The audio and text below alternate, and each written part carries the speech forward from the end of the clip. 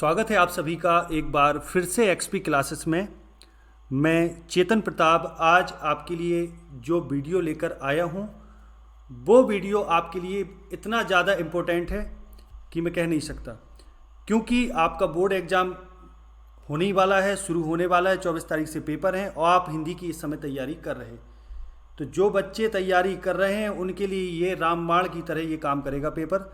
अब वो चाहे आर्ट साइड वाले स्टूडेंट हो या साइंस साइड वाले स्टूडेंट, लेकिन वैसे ये वीडियो पर्टिकुलरली बनाया जा रहा है आर्ट साइड वाले स्टूडेंट के लिए जिनकी हिंदी है, सामान्य हिंदी नहीं। हालांकि सामान्य हिंदी और हिंदी का जो सिलेबस है हिंदी का थोड़ा ज़्यादा है और सामान्य हिंदी वालों का कम है, लेकिन सामान्य हिंदी वालों का पूरा सिलेबस लगभग हिंदी में आ जाता है।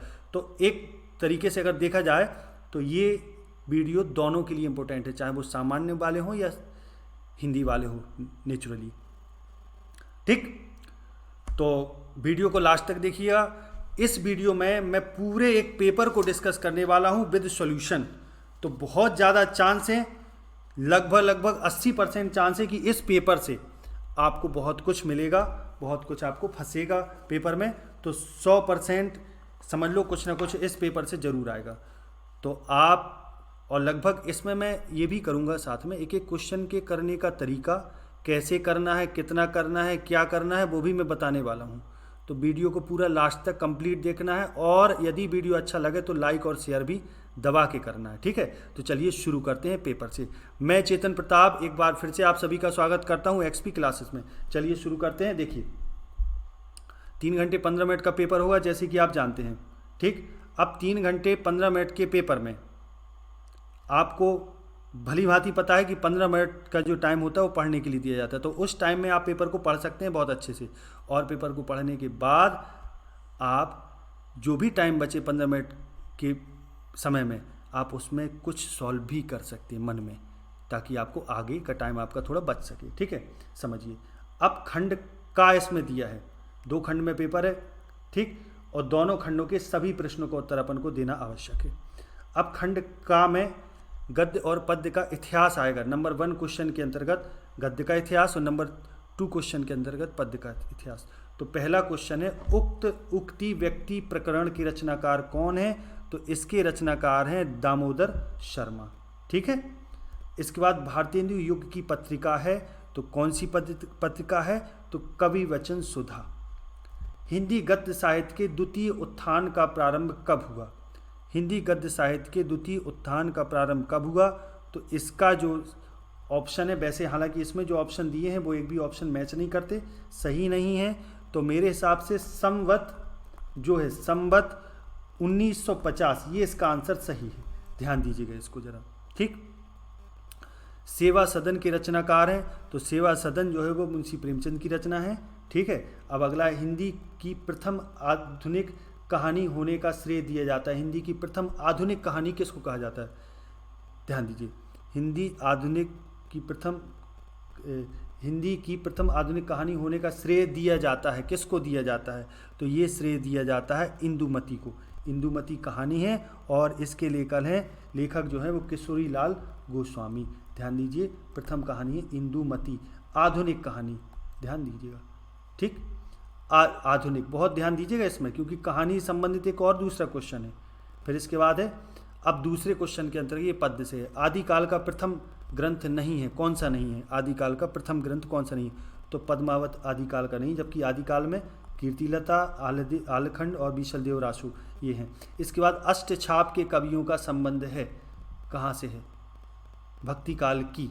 कहाँ से, कौन सी शाखा से है अष्टछाप के कवियों का संबंध? तो भक्ति काल की कृष्ण भक्त शाखा से है, कृष्ण भक्ति शाखा से इसका संबंध है।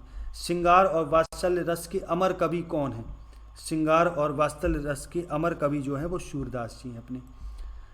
फिर इसके बाद है चांद का मुंह टेढ़ा, रचना की विधा क्या है? ये कौन सी विधा में लिखी गई रचना है? तो चांद का मुंह टेढ़ा जो है वो काव्य की विधा है, काव्य रचना है। ठीक, इसके बाद कबीर बाणी के डिक्टेटर हैं, ये किसका कथन है? तो कबीर बाणी के डिक्टेटर हैं, ये हजारी प्रसाद द्विवेदी जी का कथन है, आचार्य हजारी प्रसाद द्विवेदी जी का। अब आगे बढ़ते हैं। अब तीसरे प्रश्न को गौर से समझिए। एक गद्यांश है अथवा में है, जिसके अंतर्गत 5 क्वेश्चन हैं। 2 नंबर का एक क्वेश्चन है, आपको किसी एक का आंसर देना है, अथवा में है, तो मैं दोनों को सॉल्व करूंगा। समझिए, पहला जो है ये आपका लिया गया है जंगल में जिस प्रकार से लेकर कहाँ तक, लास्ट तक। तो सॉल्व कैसे करना है, पहले एक संकेत देना है, आपको लिखना है संकेत हेडिंग डालना है, फिर इसके बाद लिखना है, पहले ये लिखने के लिए जंगल में ऐसे, जंगल में डैश कहाँ तक, सुखदायी रूप, ये बता देना है कि यहाँ से यहाँ तक का हम आंसर दे रहे हैं। ठीक है, समझ क्लियर, सुखदायी रूप क्लियर, यहाँ तक देना है आपको ऐसे। और जब ये इतना हो जाए तो अब इसके बाद इसकी प्रश्न का उत्तर एक ऐसे आंसर देना है। उसके लिए अपन पहले पढ़ लेते हैं। तो ये जो लिया गया है वो वासुदेव शरण अग्रवाल का जो चैप्टर है, शीर्षक जो वासुदेव शरण अग्रवाल जिसके लेखक हैं राष्ट्र का स्वरूप, ये उससे लिया गया है और उसी का है ये। तो समझते हैं इसको।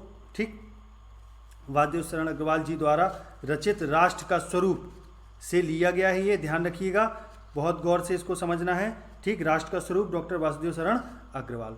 अब इसको पढ़ते हैं। जंगल में जिस प्रकार अनेक लता वृक्ष वनस्पति अपने अदम्य भाव से उठते हुए पारस्परिक सम्मिलन से अविरोधी स्थिति प्राप्त करते हैं, उसी प्रकार राष्ट्रीय जन अपनी संस्कृतियों के द्वारा एक दूसरे के साथ मिलकर राष्ट्र में रहते हैं। कि जैसे जंगल में विभिन्न प्रकार की लता वृक्ष वनस्पति अपने अदम्य भाव से पारस्परिक सम्मिलन यानी आपसी मेल जोल के साथ अविरोधी स्थिति प्राप्त करते हैं, अर्थात बिना विरोध के एक दूसरे के साथ रहते हैं, उसी प्रकार राष्ट्रीय जन यानी किसी राष्ट्र के लोग अपनी संस्कृतियों के द्वारा एक दूसरे के साथ मिलकर, यानी एक राष्ट्र में बहुत सारी संस्कृतियां होती हैं और सभी लोग अपनी अपनी संस्कृतियों के साथ जीवन को जीते हुए इकट्ठी एक सामूहिक संस्कृति बनाते हैं जिसको राष्ट्रीय संस्कृति बोलते हैं, उसके साथ मिलकर एक राष्ट्र के रूप में रहते हैं। तो जिस प्रकार जल के अनेक प्रवाह नदियों के रूप में मिलकर समुद्र में एक रूपता प्राप्त करते हैं, उसी प्रकार राष्ट्रीय जन की अनेक विधियां राष्ट्रीय संस्कृति में समन्वय प्राप्त करती हैं। जिस प्रकार भिन्न भिन्न नदियों के प्रवाह मिलकर एक समुद्र बनाते हैं, उसी प्रकार से एक ही राष्ट्र की बहुत सारी संस्कृतियां मिलकर एक राष्ट्र की संस्कृति बनाते हैं, यानी उस रूप में समन्वय प्राप्त करती हैं, अर्थात मिल जाती हैं और मिलकर एक संस्कृति बनाती हैं जो राष्ट्रीय संस्कृति कहलाती है। समन्वय युक्त जीवन राष्ट्र का सुखदायी रूप है, यानी समन्वय युक्त जीवन, मेल जोल वाला जीवन ही राष्ट्र का सुखदायी रूप है, यानी मिलजुल के रहेंगे तभी सुख प्राप्त कर सकते हैं राष्ट्र में। ठीक है, समझ में आ गई बात पूरा ये। तो मैं आपको बता दूं, राष्ट्र का स्वरूप पूरा चैप्टर हमारे चैनल में पढ़ा हुआ है। आप टॉपिक डालेंगे, एक्सपी क्लासेस डालेंगे, आपको मिल जाएगा। अगर पूरा चैप्टर पढ़ना है तो उससे भी आप पढ़ सकते हैं। अब इसके अंतर्गत क्वेश्चन के आंसर देने। पहला क्वेश्चन है गद्यांश के पाठ तथा लेखक का नाम लिखिए। तो मैं बता चुका हूँ, गद्यांश के पाठ का नाम है राष्ट्र का स्वरूप, लेखक है डॉक्टर वासुदेव शरण अग्रवाल। अब रेखांकित अंश की व्याख्या करनी है। रेखांकित अंश इसमें समन्वय युक्त जीवन राष्ट्र का सुखदायी रूप है, इसको व्याख्या करना है। तो प्रस्तुत रेखांकित अंश में लेखक समन्वय युक्त जीवन को ही राष्ट्र के सुख का कुंजी बताते हैं और बताते हैं कि एक ही देश में निवास करने वाले भिन्न भिन्न समुदाय के लोग अपनी अपनी अलग अलग संस्कृतियों को एक सामूहिक संस्कृति का रूप देकर एक राष्ट्र में एक सामूहिक संस्कृति का निर्माण करते हुए एक राष्ट्र का सुखदायी रूप बनाते हैं। ठीक, ये इसकी व्याख्या होगी। समझ गए? अब प्रस्तुत अनुच्छेद के अनुसार जंगल में क्या क्या मिलता है। तो प्रस्तुत अनुच्छेद के अनुसार जंगल में अनेक लता वृक्ष वनस्पति सभी अपने अनन्य भाव से आपस में मिलकर अविरोधी स्थिति प्राप्त करते हुए मिलते हैं। ठीक, या अविरोधी स्थिति में मिलते हैं। ठीक, जल प्रवाह नदी के रूप में किससे मिलता है? तो जल प्रवाह नदी के रूप में समुद्र से मिलता है। राष्ट्रीय जन की अनेक विधियां राष्ट्रीय संस्कृति में क्या प्राप्त कर रही हैं? तो राष्ट्रीय जीवन की अनेक विधियां राष्ट्रीय संस्कृति में सम्मिलन प्राप्त कर रही हैं या समन्वय प्राप्त करती हैं। ठीक, आंसर इसी में दिया है, आप गौर से पढ़ेंगे तो आ जाएगा। अब अथवा में दूसरा, अब जो अथवा में जो ये दूसरा है जो नया चैप्टर है, ठीक, ये जो नया चैप्टर है वो है आपका लिया गया है भाषा एवं आधुनिकता से। ठीक, जिसके लेखक हैं प्रोफेसर जी सुंदर रेड्डी। ठीक, तो उनसे ये भी चैप्टर पूरा चैनल में पढ़ा है। आप चैप्टर का नाम डालेंगे, पीछे एक्सपी क्लास डालेंगे, मिल जाएगा। तो समझिए इसके पैसेज को पढ़ते हैं। हालांकि दो में से एक करना है, आप कोई भी एक कर सकते हैं, मैं दोनों समझा रहा हूँ। नए शब्द, नए मुहावरे एवं नई रीतियों के प्रयोगों से युक्त भाषा की व्यवहारिकता प्रदान करना ही भाषा में आधुनिकता लाना है। यानी नए शब्द आ जाएं भाषा में, नए मुहावरे आ जाएं और नई रीतियाँ यानी नए तौर तरीके आ जाएं और इन सब का प्रयोग होने लगे उक्त भाषा में, दी गई भाषा में, तो भाषा में एक व्यवहारिकता आ जाती है। माने आम बोलचाल में जो शब्द चल रहे यदि वो भाषा में प्रयोग कर लिया जाए तो भाषा व्यवहारिक हो जाती है, तो जिससे भाषा में आधुनिकता आ जाती है, नयापन आ जाता है। दूसरे शब्दों में केवल आधुनिक युगीन विचारधाराओं के अनुरूप नए शब्दों के गढ़ने मात्र से ही भाषा का विकास नहीं होता। कि अगर आधुनिक युगीन विचारधारा यानी आधुनिक समय में जो विचारधारा चल रही उसके अनुरूप यदि कोई नए शब्द गढ़ लिए जाएं तो फिर उससे ही एकमात्र ये नहीं होता कि उससे ही नई भाषा का विकास हो जाएगा। ये शब्द अगर किसी भाषा में लाए जाए आधुनिक विचार के हिसाब से, विचारधारा के हिसाब से, बल्कि नए पारिभाषिक शब्दों को एवं नूतन शैली प्रमाणियों को व्यवहार में लाना ही भाषा को आधुनिकता प्रदान करना है। यानी नए नए पारिभाषिक शब्द आ जाएं और नई नई शैली प्रणाली आ जाए, और लेकिन ये व्यवहार में आए। कहने का मतलब जो भी नया जोड़ा जाए भाषा में, चाहे वो कोई शैली जोड़ी जाए, चाहे वो कोई पारिभाषिक शब्द जोड़े जाएं, किन्हीं शब्दों के पर्यायवाची वगैरह दुनिया जहाँ के अगर ये जोड़े जाएं और अगर वो व्यवहार में आ जाएं तो ही भाषा को आधुनिकता प्रदान करना माना जाएगा, यानी तभी भाषा आधुनिक हो पाएगी। प्रस्तुत गद्यांश के पाठ एवं लेखक का नाम, तो पाठ का नाम है भाषा और आधुनिकता और जो लेखक हैं इसके वो हैं प्रोफेसर जी सुंदर रेड्डी। रेखांकित अंश की व्याख्या कीजिए, तो लास्ट में कहा है रेखांकित अंश कहाँ से है अपना, वरन नए पारिभाषिक शब्दों को एवं नूतन शैली प्रणालियों को व्यवहार में लाना ही भाषा को आधुनिकता प्रदान करना है। तो प्रस्तुत रेखांकित अंश में लेखक भाषा में आधुनिकता का आशय स्पष्ट करते हुए कहते हैं, माने आधुनिकता के बारे में बताते हैं, तो कहते हैं कि यदि किसी भाषा में नए पारिभाषिक शब्द लिए जाएं और साथ ही साथ नई शैली प्रणालियों को भी लिया जाए और उनको अगर व्यवहारिक रूप से उस भाषा में प्रयोग भी किया जाए तभी भाषा में आधुनिकता आ सकती है। ठीक, तो ये इसकी व्याख्या हो गई। ज़्यादा बकवास नहीं लिखी जाती, पॉइंट टू पॉइंट आंसर दो, जो है वही आंसर देना है, फालतू नहीं लिखना। इसके बाद है किन किन के प्रयोग से भाषा आधुनिक बनती है, तो किन किन के प्रयोग से भाषा आधुनिक बनती है, तो नए शब्द, नए मुहावरे, नई रीतियाँ, नए पारिभाषिक शब्द है ना, इनके प्रयोग से भाषा आधुनिक बनती है।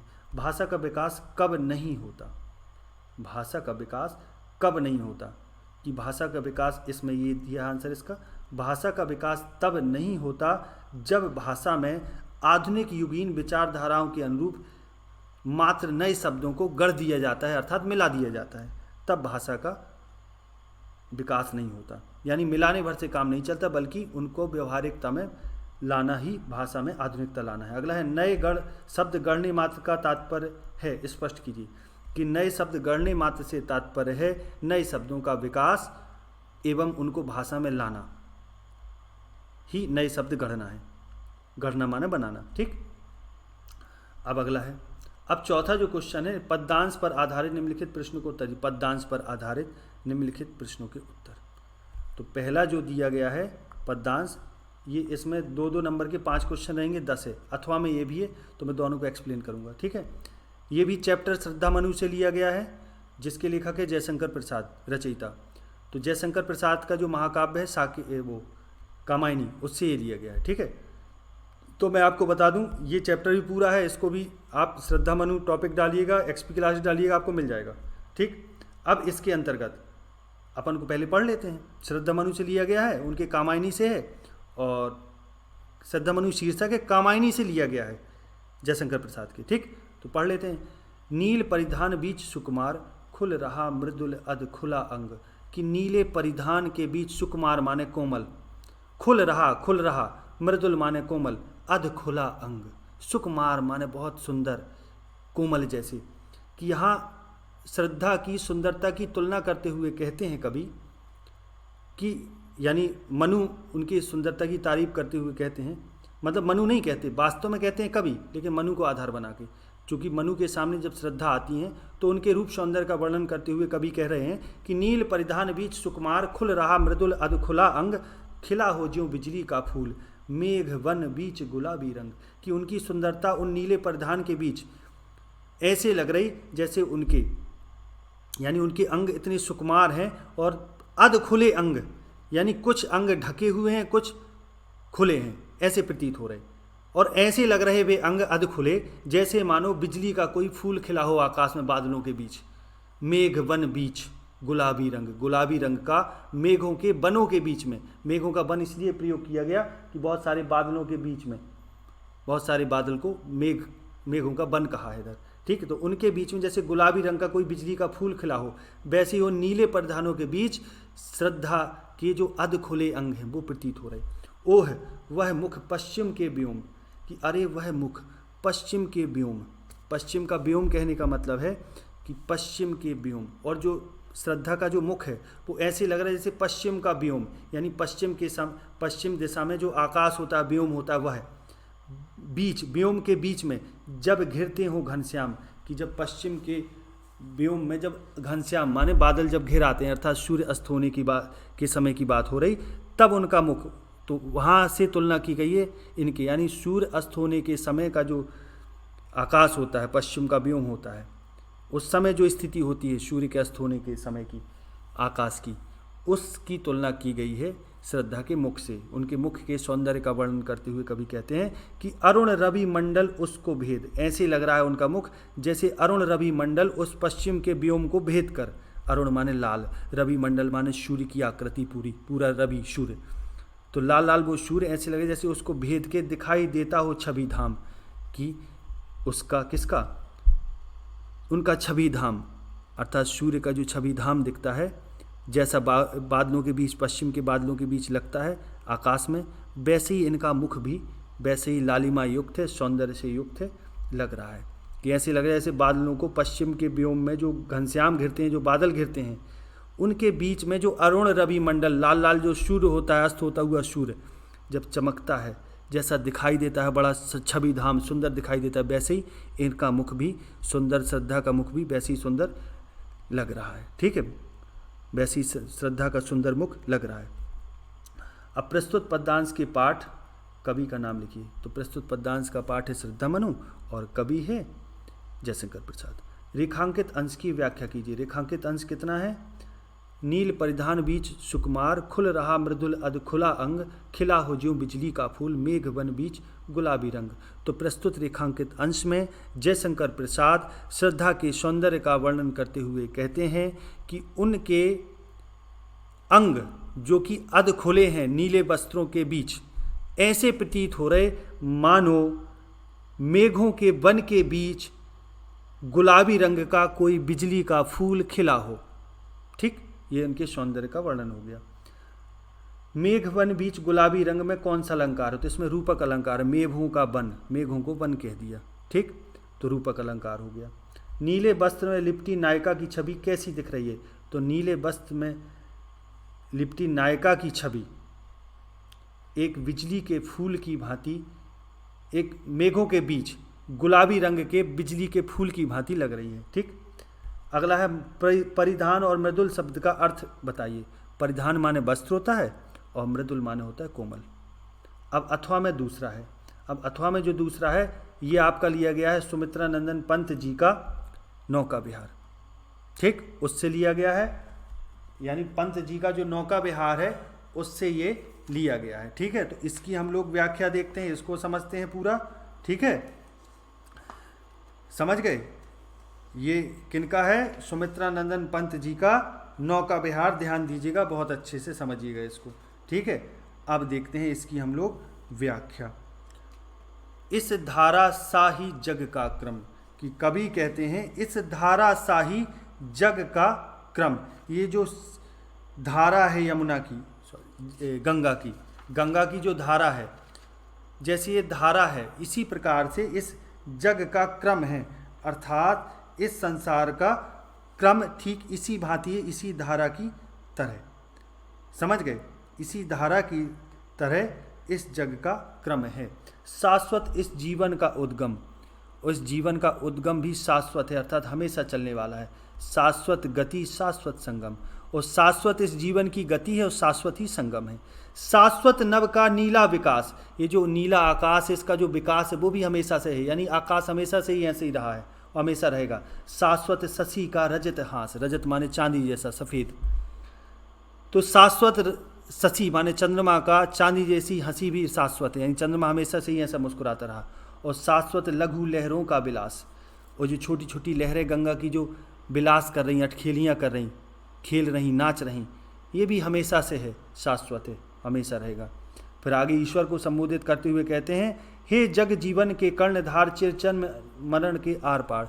हे जग जीवन, संसार और जीवन के कर्णधार, अर्थात संसार और जीवन को पार उतारने वाले।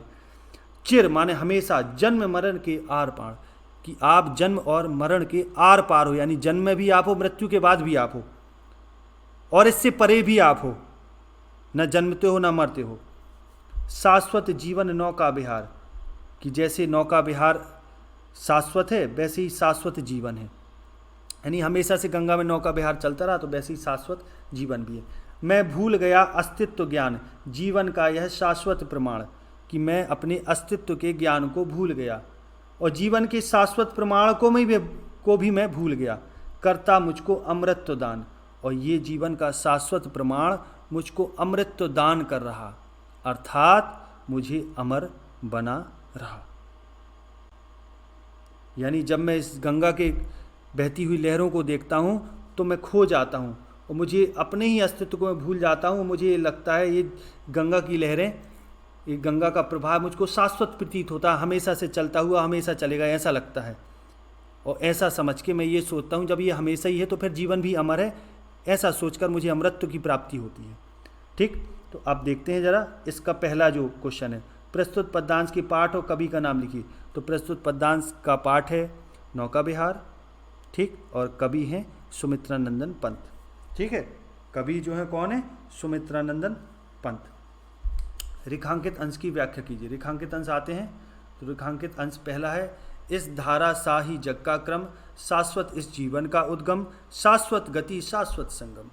तो प्रस्तुत रेखांकित अंश में कवि जीवन की निरंतरता की तुलना गंगा के धारा से करते हैं और कहते हैं कि जिस प्रकार से गंगा की धारा शाश्वत है उसी प्रकार से जीवन का क्रम भी शाश्वत है।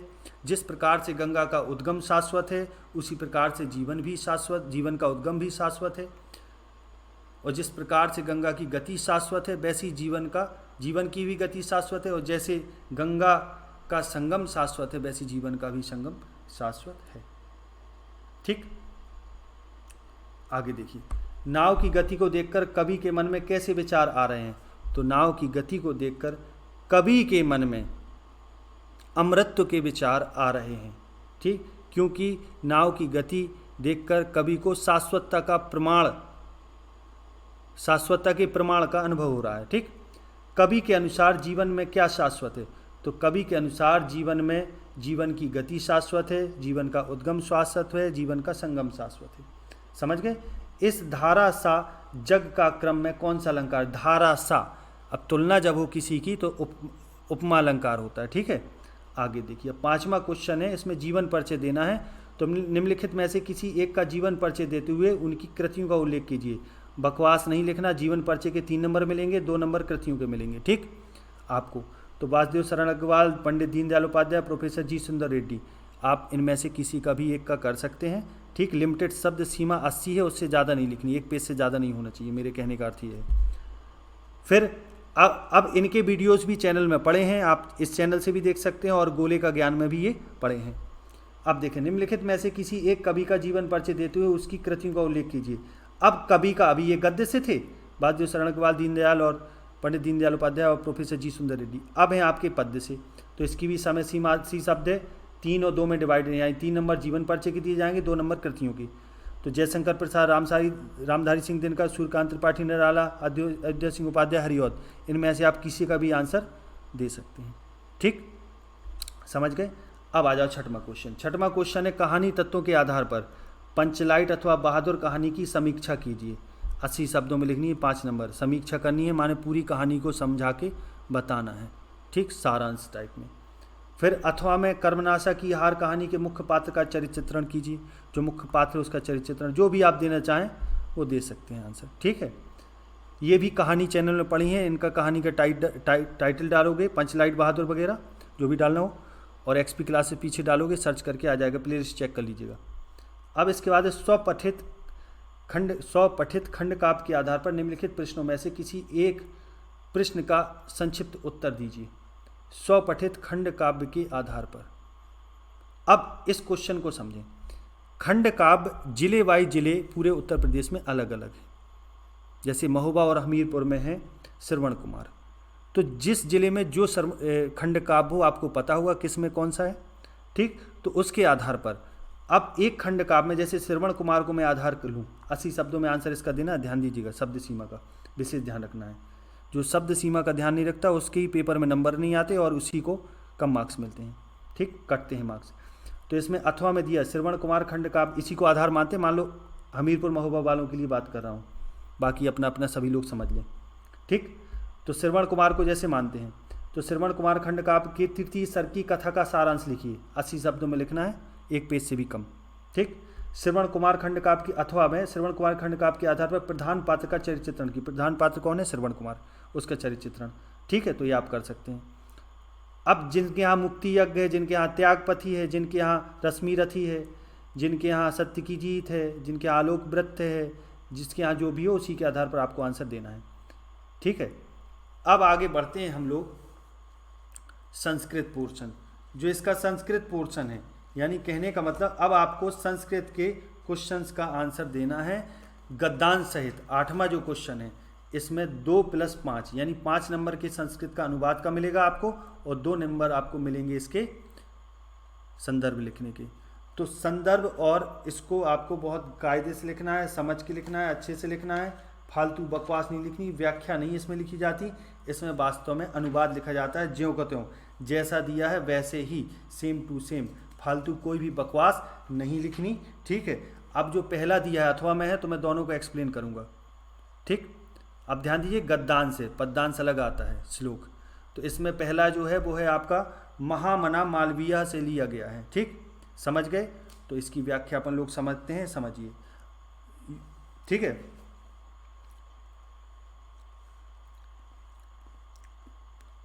समझिए, युव का मालवीय स्वकीयेन प्रभावपूर्ण भाषणेन जनानाम मनांसी अमोहयत। कि युवक मालवीय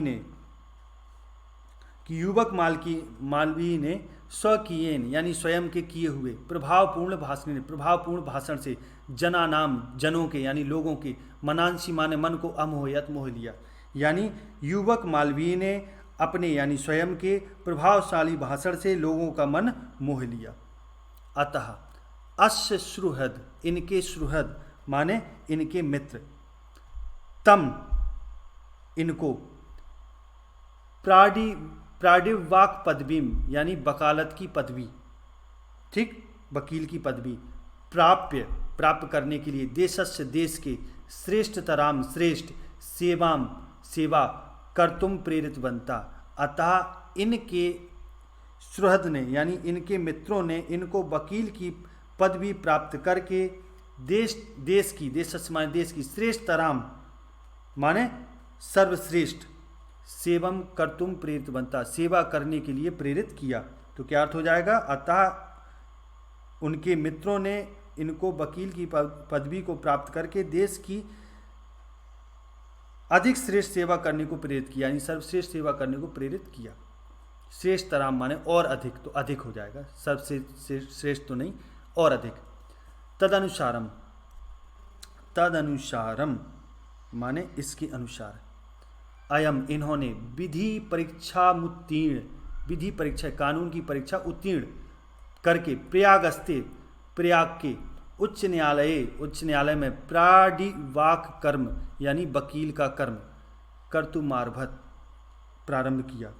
यानी इसके अनुसार इन्होंने वकालत की परीक्षा उत्तीर्ण करके प्रयाग उच्च न्यायालय में वकालत आरंभ कर दी। विधि प्रकृष्ट ज्ञानेन विधि के प्रकृष्ट ज्ञान यानी कानून के श्रेष्ठ ज्ञान से, मधुरालापेन यानी मधुर आलाप से यानी मधुर वाणी से, उदार व्यवहारेण मानी उदार व्यवहार से, चायम अब चा को आगे ले लेंगे यानी और उदार व्यवहार से, इयम माने इन्होंने, शीघ्रमेव माने शीघ्र ही, मित्रासाम ठीक माने मित्रासाम माने मित्रों, न्यायाधीश चानांच और न्यायाधीश, सम्मान भाजनम भवत यानी सम्मान के पात्र, भाजन माने पात्र कि सम्मान के पात्र हो गए। क्या अर्थ होगा कि कानून के श्रेष्ठ ज्ञान, विधे प्रकृष्ट ज्ञानेन कानून के श्रेष्ठ ज्ञान, मधुरालापेन मधुर भाषण, उदार व्यवहारेण और उदार व्यवहार, चा लगा ना तो चा को आगे कर लेंगे, और उदार व्यवहार से इन्होंने या ये, शीघ्र ही मित्रों के, न्यायाधीश के और न्यायाधीश के सम्मान के पात्र बन गए। चा को आगे ले लेंगे यहाँ, समझ गए, और न्यायाधीश के सम्मान के पात्र बन गए। ठीक है, और न्यायाधीश के सम्मान के पात्र बन गए। अब या में अथवा में आंसर देखो, अथवा में दिया है तो समझ गए। अब अथवा जो है आपका, ये आपका दिया है जातक कथा से दिया है, और जातक कथा में ये है आपका नित्य जातक से। ठीक समझिए, तो अतीते प्रथम कल्पे कि अतीत के प्रथम कल्प में चतुष्पदा सिंहम राजानम कुर्मन कि अतीत के प्रथम कल में चतुष्पदों ने यानी चौपायों ने सिंह को राजानम कुर्मन राजा बनाया। मत्स्या आनंद मत्स्यम मछलियों ने आनंद मछली को, शकुनया शकुनी माने पक्षी, शकुनया पक्षियों ने सुवर्ण हंस को राजा बनाया। तस्य पुनः उसने, अब फिर से दोबारा, सुवर्ण राजहंसस्य उसने ठीक है, समझ गए, उसने उस, तस्य पुनः माने वही, फिर से वही, अतः फिर से उसी, किसने, तस्य पुनः सुवर्ण राजहंसस्य कि उस सुवर्ण राजहंसस्य माने राजहंस की, दुहिता माने पुत्री, हंसपोतिका आसीत, हंसपोतिका अति रूपवती आसीत कि उसी सुवर्ण राजहंस की पुत्री हंसपोतिका, जिसको हम हंस कुमारी भी बोल सकते हैं, अतीव रूपवती आसीत, बहुत अति माने अत्यंत रूपवती थी, सुंदर थी। सा तस्य बरमदतात, बरम दात माने वरदान दिया, तो क्या हो जाएगा इसका अर्थ, उस यानी सा माने उसने, तस्य माने उसको, बरमदात उसको वर दिया, यत इस प्रकार से कि सा माने वह, आत्मनिश्चित रुचितम कि आत्मनिश्चित रुचितम अपनी आत्मा की, यानी निश्चित रूप से अपनी आत्मा की रुचि के हिसाब से, यानी अपनी रुचि के हिसाब से, स्वामीनम विणुयात इति इस प्रकार से वरदान दिया कि स्वामीनम माने पति, विणुयात माने वर्ण करे, इति माने इस प्रकार से कि उसने क्या किया, हंसराज ने उसे माने हंस कुमारी को वर दिया कि वह अपने मनोनुकूल पति का वर्ण करे, अपनी आत्मन निश्चित रुचितम यानी आत्मनचित्त रुचितम, ये अर्थ हुआ इसका, अपना मनपसंद मनोनुकूल पति वर्ण करे। हंस राजा तस्य बरम दत्वा, हंसराज ने उसको वर दिया, बरम दत्वा हंसराज उसको वर देकर, हंस राजा तस्य माने उसको बरम दत्वा वर देकर, हिमवती शकुनी संघे हिमालय में शकुनी संघे, शकुनियों का जो संघ, पक्षियों का जो संघ है, समुदाय है, शकुनी संघे सन्य पतत यानी पक्षियों के समुदाय को सन्य पतत माने आमंत्रित किया, बुलाया कि हंसराज ने उसे वर देकर हिमालय के पक्षियों के समुदाय को आमंत्रित किया, बुलाया। नाना प्रकारा यानी विभिन्न प्रकार के, ठीक, नाना प्रकारा हंस मयूरादया, हंस मयूर आदि, शकुनी गणा पक्षी गण, समागत्य इकट्ठे हुए, एक अस्मिन एक, महती पाषाण तले सन्य पतत माने आमंत्रित होकर, सन्य पतत माने आमंत्रित होकर कि आमंत्रित होने पर या उनके आमंत्रण पर विभिन्न प्रकार के, नाना प्रकार के हंस मयूर आदि पक्षीगण समागत इकट्ठे होकर, है ना, माने इकट्ठे हुए, ठीक है। एक अस्मिन महती पाषाण तले, एक महती माने विशाल, पाषाण के तले, पत्थर के तले इकट्ठे हुए। हंस राजा आत्मनः, ठीक, तो क्या हो जाएगा अर्थ समझ में आ गया आपके कि आमंत्रण पर, उसके आमंत्रण पर विभिन्न प्रकार के हंस, मोर आदि पक्षीगण आकर, ठीक, अक्षी समागत्य माने इकट्ठे हुए, आकर, समागत्य सभी मिलके आ गए, एक अश्विन महती पाषाण तले, एक बड़े पत्थर के नीचे सभी आ गए, इकट्ठे हो गए, ठीक, विशाल शिला तल पर इकट्ठे हुए, ठीक है, आमंत्रित होकर, सन्निपतन माने आमंत्रित होकर।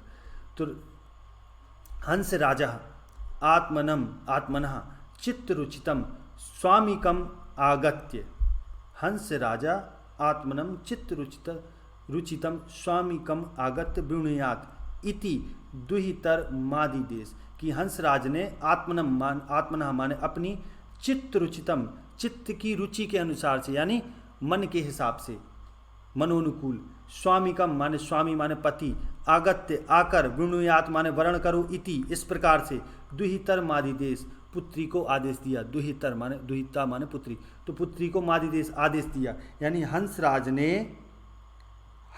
ने क्या किया कि हंस कुमारी से मतलब हंस कुमारी से कहा, उसको आदेश दिया कि वह आकर अपने मनपसंद पति को चुने। तो सा शकुनी संगे, उसने पक्षियों के मध्य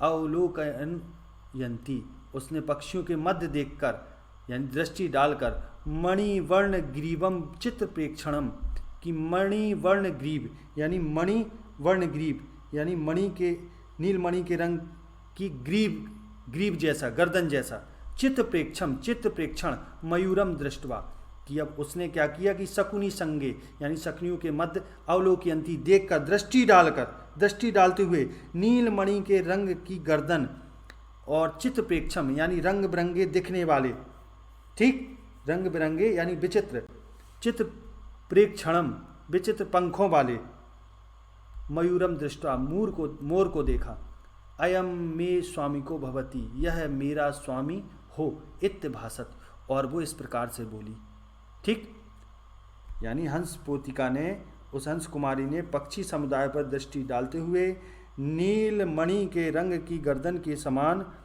मतलब रंग की गर्दन और रंग बिरंगे यानी विचित्र पंखों वाले मोर को देखकर कहा कि यह मेरा स्वामी हो, ऐसा उसने कहा, ठीक। तो इसकी व्याख्या हो गई। अब इसके बाद जो दूसरा आएगा वो 7 नंबर में आएगा आपका, संदर्भ सहित अनुवाद करने के लिए श्लोक आएगा कोई ना कोई, ठीक। तो उसकी व्याख्या हम लोग देख लेते हैं, ठीक है, समझें, उसकी व्याख्या हम लोग देख लेते हैं। तो अब समझें, पहला जो है वो है आपका, अब इसमें ध्यान देना ये है बेटा, गौर से समझ लो, इसमें ध्यान क्या देना है एक्चुअली में आपको, इसमें ध्यान ये देना है कि 2 दिए होंगे काव्य में, 2 में से 1 करना है, ठीक है। तो पहला समझिए, पहला जो है वो है आपका सुभाषित रत्नानी से, भाषासु मुख्या मथुरा दिव्या गीरवाण भारती, और जो दूसरा है ज्ञान मौनम, ये आपका नृपति दिलीपा से है, ठीक। तो पहले की हम लोग व्याख्या दे लेते हैं, 2 नंबर में संदर्भ होगा और इसके बाद 5 नंबर का अनुवाद होगा। तो संदर्भ में आप क्या लिखोगे, संदर्भ जैसे ऊपर वाले का लिखना था तो प्रस्तुत गद्यांश लिखोगे कि प्रस्तुत गद्यांश हमारी पाठ्यपुस्तक संस्कृत दिग्दर्शिका के शीर्षक, अब जिससे लिया गया है उसका नाम ले लो, जैसे ये महामना मालवीय से लिया गया है तो वो लिख दो, या महामना मालवीय से अवतरित है। ये जातक कथा के जो दूसरा खंड है नित्य जातकम, ये उससे लिया गया है। तो हमारी प्रस्तुत गद्यांश हमारी पाठ्यपुस्तक संस्कृत दिग्दर्शिका के शीर्षक जातक कथा के खंड नित्य जातक से लिया गया है, ऐसा लिखेंगे, ठीक है। अब ऐसे ही इसका संदर्भ लिखना है तो प्रस्तुत श्लोक हमारी पाठ्यपुस्तक संस्कृत दिग्दर्शिका के शीर्षक सुभाषित रत्नानी से लिया गया है, ठीक है। तो अब इसका आंसर अपन लोग देते हैं, समझते हैं, सीखते हैं, ठीक है। तो जो पहला है आपका, पहला है उसको समझिए, भाषासु मुख्या दिव्या गीरवाण भारती, भाषासु मुख्या दिव्या गीरवाण भारती की जो भाषासु भाषाओं में, मुख्या माने मुख्य, दिव्या माने दिव्य, मथुरा मुख्य माने मुख्य, मधुरा माने मधुर, दिव्या माने दिव्य, गीरवाण भारती माने संस्कृत, देववाणी संस्कृत की भाषाओं में संस्कृत जो है वो मुख्य है, मधुर है और दिव्य है यानी अलौकिक है। तस्या ही मधुरम, कि तस्या ही मधुरम काव्यम, तस्मादपि उससे भी, सुभाषितम यानी उससे भी अधिक, निश्चय ही उसका जो मधुर है वो काव्य मधुर है और सुभाषित है, सुभाषितम, और उसकी जो उक्ति है वो सुभाषित है। यानी इसको अपन यानी उक्ति का मतलब सूक्तियाँ, वचन उसके सुभाषित हैं। यानी पूरा अर्थ क्या होगा कि भाषाओं में संस्कृत सबसे प्रधान यानी मुख्य, मधुर और दिव्य है।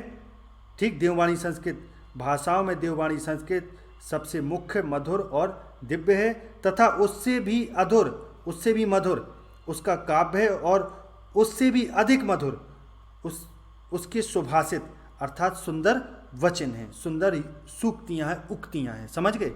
अब इसके बाद अगला, अब जो ये अगला आपका दिया है ये आपका है नृपति दिलीपा से। ठीक, तो नृपति दिलीपा से है, तो इसको समझते हैं इस श्लोक को। ज्ञाने मौनम क्षमा शक्तो त्यागे श्लाघा विपर्ययः गुणा गुणानुबंधित्वात् तस्य प्रसवा इव। कि इसमें कहा गया है ज्ञाने मौनम क्षमा शक्तो, कि वे राजा दिलीप ज्ञानी होने पर भी मौन रहते हैं, अर्थात अपने ज्ञान का बखान नहीं करते। त्यागे श्लाघा विपर्यया, त्यागे श्लाघा विपर्यया, त्यागे श्लाघा का मतलब है प्रशंसा रहित, विपर्यया का मतलब है प्रशंसा रहित, श्लाघा विपर्यया का मतलब प्रशंसा रहित। कि ठीक, और फिर आगे क्या है कि ज्ञाने मौनम क्षमा, कि ज्ञान होने पर वो क्या है, राजा जो दिलीप है वो ज्ञानी होने पर भी मौन रहते हैं। और क्षमा शक्तो, और यानी अपने मौन का बखान नहीं करते। और दंड देने की शक्ति से युक्त होने पर भी क्षमा शक्तो, क्षमा शक्त हैं यानी क्षमाशील हैं। और त्यागे श्लाघा विपर्यया, और त्यागी अर्थात ज्ञानी होने पर भी श्लाघा विपर्यया यानी प्रशंसा रहित हैं, यानी अपना गुणगान नहीं करते, अपनी प्रशंसा नहीं चाहते। गुणानुबंधित्वात्, यानी गुणानुबंधित्वात्, इसका अर्थ है उनके ये गुण एक दूसरे के क्या हैं, विरोधी हैं, विरोधी होने पर भी तस्य प्रसवा एव, तस्य सप्रसवा एव, यानी होने पर भी साथ साथ उत्पन्न हुए हैं। प्रसव माने होता है उत्पन्न होना। समझ गए। तो क्लियर हो गया इसका पूरा अर्थ क्या होगा। जो राजा दिलीप है वे ज्ञानी होने पर भी मौन है, ज्ञाने मौनम, ज्ञाने होने पर भी मौन है। क्षमा शक्तो, दंड देने पर भी क्षमा करने की शक्ति रखते हैं यानी क्षमाशील हैं। और त्यागी होने पर भी त्यागी होने पर भी क्या है, श्लाघा विपर्यया यानी प्रशंसा से रहित थे, यानी प्रशंसा नहीं चाहते। ठीक, गुणानुबंधित्वात्, यानी जो उनके गुण हैं वो गुण एक दूसरे के विरोधी होने पर भी तस्य उनके सप्रसवा एव, यानी क्या होने पर भी साथ साथ प्रसव हुए हैं, उत्पन्न हुए हैं। समझ गए। ठीक, तो इस टाइप से ये हो गया। अब आगे देखते हैं। अब जो 9वां क्वेश्चन है वो है निम्नलिखित में से किन्हीं दो का संस्कृत में उत्तर दीजिए। किन्हीं दो का उत्तर देना है। 2-2 नंबर के क्वेश्चन है। ठीक है, तो पहला है संस्कृत साहित्यस्य प्रमुखा कवया के सन्ति। तो संस्कृत साहित्यस्य प्रमुख कविया महाकवि कालिदास, और महाकवि कालिदास कर दो और साथ में कर दो वो हो जाएगा महाकवि कालिदास, वेदव्यास, तो वाल्मीकि 3 हो जाएंगे। तो क्या आंसर हो जाएगा इसका, वाल्मीकः वेदव्यासः कालिदासः संस्कृत भाषाया या संस्कृत साहित्यस्य प्रमुखा कवयः सन्ति। यह आंसर हो गया। किम धनम, दूसरा है किम धनम सर्वधन प्रधानम। तो विद्याधनम, किम की जगह विद्या कर दो, विद्याधनम सर्वधन प्रधानम। ठीक, ये हो जाएगा। अब अगला है आपका विद्याधनम सर्वधन प्रधानम। अगला है ज्ञानमय प्रदीपः केन प्रज्वलित। ज्ञानमय प्रदीप की, ज्ञानमय जो ज्योति थी वो किसने प्रज्वलित की, तो विद्यानंदेन, दयानंदेन प्रज्वलित। तो केन की जगह दयानंदेन कर दो, आंसर हो जाएगा। ठीक, फुल स्टॉप लगा दो अंत में। दिलीपा कश्य प्रदेशस्य राजा आसीत, कि दिलीप किस प्रदेश के राजा थे, जो दिलीप थे वो किस प्रदेश के राजा थे। तो इसका आंसर हो जाए दिलीपः समग्र भूमंडलस्य राजा आसीत। ठीक, कश्य प्रदेश की जगह क्या कर देंगे, समस्तस्य या समग्रस्य भूमंडलस्य, समग्र भूमंडलस्य राजा आसीत। बस हो गया आंसर। ठीक, आगे देखें जरा। अब है अगला, 10वां क्वेश्चन के अंतर्गत 2 क्वेश्चन खंड का, खा, गा। पहले में आपको श्रृंगार रस अथवा करुण रस की परिभाषा लिखना और उसका उदाहरण देना। ठीक, एक नंबर की परिभाषा मिलेगी, 1 नंबर का उदाहरण। इसके बाद है श्लेष अलंकार अथवा दृष्टांत अलंकार की परिभाषा उदाहरण सहित 1 नंबर, यानी परिभाषा का 1 नंबर और उदाहरण का 1 नंबर, ध्यान दीजिएगा। चौपाई छंद या दोहा छंद की परिभाषा उदाहरण सहित 1 नंबर यहाँ। अब 11 नंबर क्वेश्चन, बेरोजगारी की समस्या निबंध लिखना है। 2 नंबर अलग है, 7 नंबर अलग है, किसी एक विषय निबंध लिखिए। अब यहाँ 2 नंबर शायद ये आपको दिए जाएंगे प्रस्तावना वगैरह, जो मेन जो हेडिंग होगी उसका, और जो मेन बॉडी होगी, ठीक, उसके लिए 7 अंक, यानी टोटल मिला के 9 अंक मान के चलो आप। और आराम से 2-2.5 पेज इतने लगभग लिखना है, ज़्यादा बकवास नहीं लिखनी फालतू। तो मान लो ये जो निबंध है, जैसे बेरोजगारी की समस्या का निबंध, ये हमारे चैनल गोले का ज्ञान में आपको मिल जाएगा। बाकी सर्वधर्म स्वभाव, किसी मेले का आंखों देखा वर्णन, गोस्वामी तुलसीदास, इन पर निबंध हैं, आप देखिएगा। बाकी इन पर वीडियो भी दिए जाएंगे, और निबंध कैसे लिखना है, कैसे याद करना है, उस पर भी वीडियो बनाऊंगा बहुत जल्दी। इसके तुरंत बाद आपको वीडियो मिलेगा। अब आ जाओ संधि विच्छेद। अब संधि विच्छेद करना है, ठीक। तो पावकः का संधि विच्छेद क्या होगा? तो पावक का होगा पौ प्लस अकह, तो यानी ए नंबर सही है इसका, ठीक। अगला है प्रे जते का संधि विच्छेद क्या होगा? तो प्रे जते का होता प्रा प्लस ए जते, ठीक। तो प्रा प्लस ए जते 7 नंबर, ठीक। इसके बाद है अगला है आपका पुस्तकालय में संधि है। कौन सी संधि है? तो पुस्तकालय में स्वर संधि है। कौन सी? स्वर संधि, ठीक। ये आंसर हो गया। अब निम्नलिखित में से किसी एक का विग्रह करके समास का नाम लिखिए। किसी एक का विग्रह करना है और फिर इसके समास का नाम लिखना है, ठीक। किसी एक का, ठीक। तो किसी एक का करना है तो समझ लो जरा, किसी एक का करना है तो दशानन, दशानना का हो जाएगा 10 है आनंद जिसके, अर्थात रावण, तो इसमें समास हो जाएगा बहुब्रीहि समास, ठीक। समझ गए? तो लेकिन इसको आंसर आप कैसे देंगे?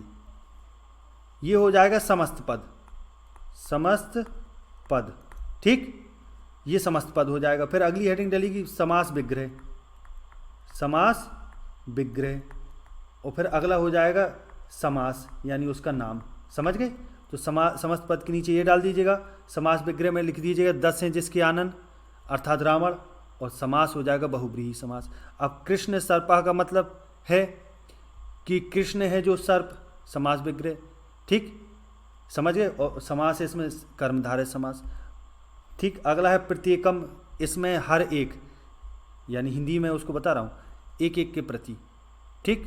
तो अब यही भाव समास है, ध्यान दीजिएगा। अगला देखें, अब 13वां क्वेश्चन। अब पहला क्वेश्चन कह रहा है आत्मन शब्द का द्वितीय, आत्मन शब्द का द्वितीय बहुवचन रूप होगा। क्या होगा आत्मन शब्द का द्वितीय बहुवचन रूप? समझे? तो आत्मन शब्द का द्वितीय बहुवचन होगा रूप आत्मनः, ए नंबर ऑप्शन, ठीक। अगला, इसके लिए जरूरी है जो आत्मा के शब्द रूप हैं वो आप याद कर लें, उसमें फंस जाएगा, ठीक। नामना के याद कर लें, 2-2, 3-3 याद कर लें, माने कहने का मतलब 2-3 टॉपिक पर कर लें, उसमें कंप्लीट हो जाता है, ठीक। इसके बाद नामन शब्द में चतुर्थी विभक्ति के बहुवचन का रूप लिखिए। तो नामन का चतुर्थी विभक्ति बहुवचन का रूप हो गया नामभ्यः। क्या हो जाएगा? नामभ्यः, ये हो जाएगा। समझ गए? समझ गए? नामभ्यः, क्लियर हो गया? क्या हो जाएगा इसका?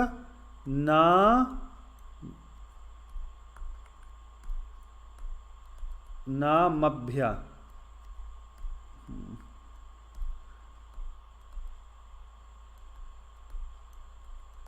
नामभ्यः हो जाएगा, स्था, ठीक। अब अगला है आपका स्था धातु लोट लकार, मध्यम पुरुष, एक वचन का रूप होगा। स्था का धातु का लोट लकार, मध्यम पुरुष, और एक वचन का रूप कौन सा होगा इसमें? स्था का, ठीक। स्था का बताना है तो इसका होगा तिष्ठ, ये बी नंबर, ठीक। अब इसके बाद है अगला क्वेश्चन, पेवताम अथवा नीत्वा का धातु लकार पुरुष और वचन बताइए। तो पेवताम का होगा, इसकी पा धातु है, पा धातु है, ठीक। लोट लकार है इसकी, समझ गए? लोट लकार है, ठीक। तो इनको धातु रूप याद करना पड़ेंगे कुछ कुछ के आपको। प्रथम पुरुष है और द्विवचन है, ठीक है। प्रथम पुरुष और द्विवचन, समझ गए? अगला है निम्नलिखित में से किसी एक शब्द के धातु एवं प्रत्यय का योग स्पष्ट कीजिए। इनमें से किसी एक शब्द के धातु और प्रत्यय का योग स्पष्ट कीजिए। समझ गए। अब धातु और प्रत्यय का योग स्पष्ट करना है। जैसे मान लो कृत का करते हैं, समझ गए, तो कृत का क्या होगा, क्र प्लस ये, समझ गए ता, समझ गए। तो इसका धातु हो गया ये क्र रूप और प्रत्यय हो गया कृत, ये हो गया और मिला के कृत हो गया। गत का आ जाओ तो गत का होगा गम, ये धातु हो गया, और कृत ये हो जाएगा आपका प्रत्यय, मिला के गत हो गया। समझ गए, क्लियर। अब आगे देखें जरा, तो किन्हीं एक का करना है, मैंने दो बता दिए। आगे देखो, निम्नलिखित में से, आगे समझो, निम्नलिखित में से, हम निम्नलिखित में से किसी एक शब्द का प्रत्यय लिखिए, किसी एक शब्द का प्रत्यय लिखिए, ठीक। अब समझो, तो इसमें किसी एक का लिखना है तो रूपवती का लिखते हैं। तो रूपवती में क्या है आपका, मतुप, मतुप प्रत्यय है, ये मतुप प्रत्यय है, ठीक, ध्यान दीजिएगा, ठीक।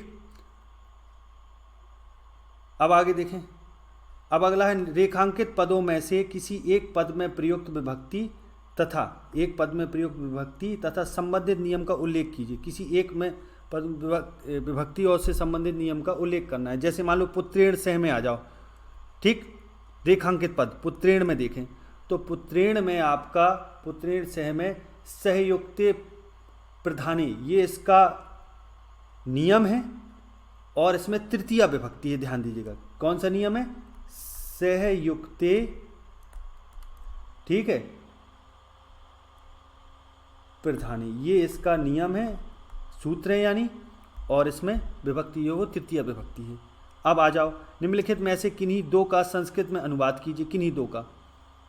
अब किन्हीं दो करना है तो दो का कर लेते हैं। जैसे तुम दोनों जाते हो तो युवाम गच्छथा, क्या हो जाएगा, युवाम गच्छथा। अगला है गांव के चारों ओर वृक्ष हैं, तो इसका लिखें तो क्या हो जाएगा, ग्रामम परितः, परितः माने चारों ओर, आसपास, वृक्षा संति, हो गया, देखो आंसर हो गया। समझ गए। तो इस प्रकार से ये जो पूरा आपका पेपर का एनालिसिस है मैंने कंप्लीट कर दिया है। आशा है ये वीडियो आप अच्छी तरह समझ गए होंगे और क्लियर हो गया होगा आपके दिमाग में। तो इसको लाइक और शेयर करना बिल्कुल ना भूलें। आगे अगली वीडियो मिलते हैं, तब तक के लिए नमस्कार, जय हिंद, जय भारत, वंदे मातरम।